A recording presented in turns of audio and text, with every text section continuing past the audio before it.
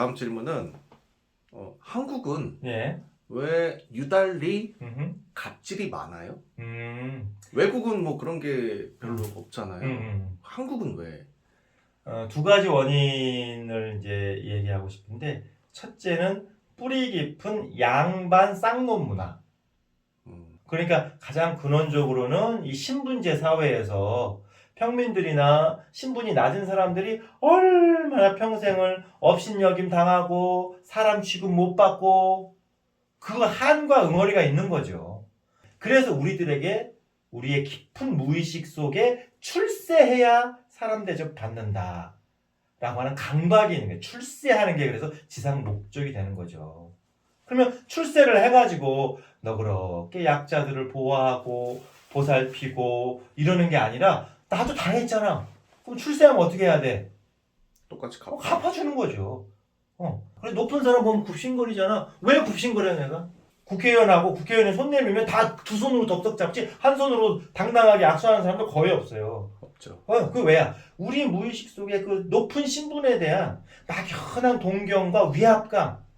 그 조선 500년 동안 우리가 그 신분제 사회를 살았기 때문에 그렇다는 것이고, 두 번째는 우리가 이제 해방 이후에 6.25 동란을 겪고 나서 이제 급속하게 산업화되는 과정 중에 천민 자본주의.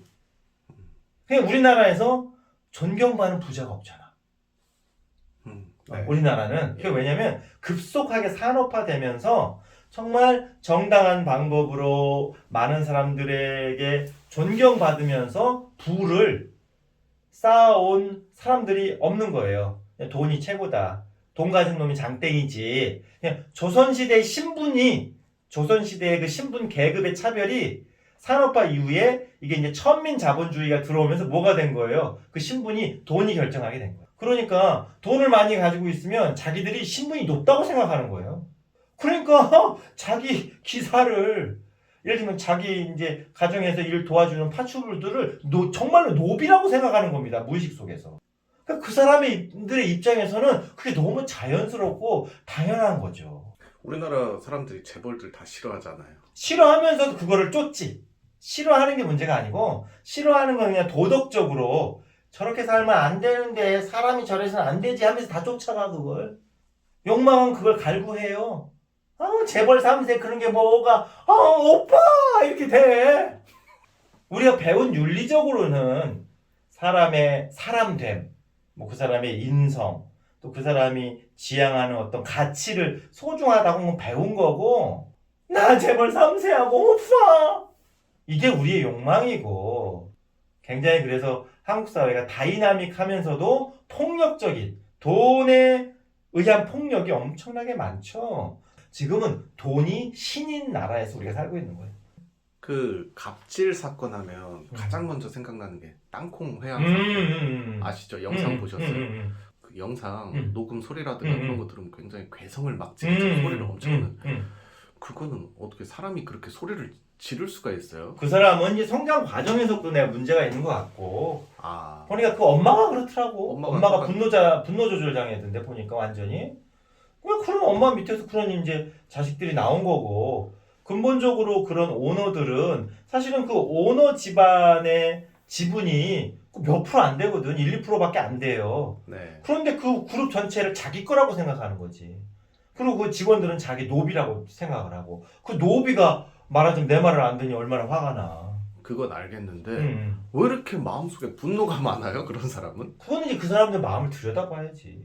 아, 내가 이렇게 보기에는 부부관계가 근본적으로 문제가 있었고, 예. 그 엄마가 남편으로부터 당하는 멸시, 남편으로부터 당했던 여러 가지 그 외면과 싸늘함, 이런 모든 분노를 아마 자식들한테 풀었을 겁니다. 그래서 그걸 그대로 물려받은 거예요. 자식들과 자기 집안에 있는 그런 것들한테 풀었던 것이고, 근데 정서도 이제 학습할 수 있기 때문에 엄마의 그런 분노를 자식들이 그대로 물려받은 거죠. 정신적으로 아예 문제가 있는 거예요. 그거는 마음에. 그거는 치유받아야 될 대상이지. 사람이 잘 바뀌지 않지만 예를 들어 땅콩 회항 그분 같은 경우는 이제 일이 너무 커져서 감옥도 갔다 오고 그랬잖아요. 그럼 좀 바뀔 수가 있나요? 근본적으로는 치유하지 않으면 근본적인 것은 잘 안 바뀌어요.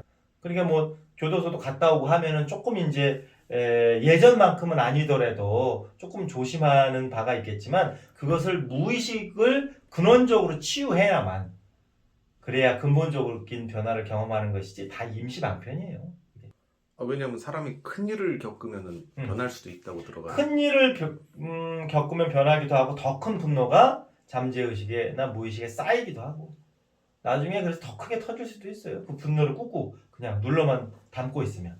아 진짜요? 아 그럼 이게 이제 겉으로 드러나지 않았다고 해서 그게 문제가 해결된 게 아니에요. 알겠습니다. 감사합니다.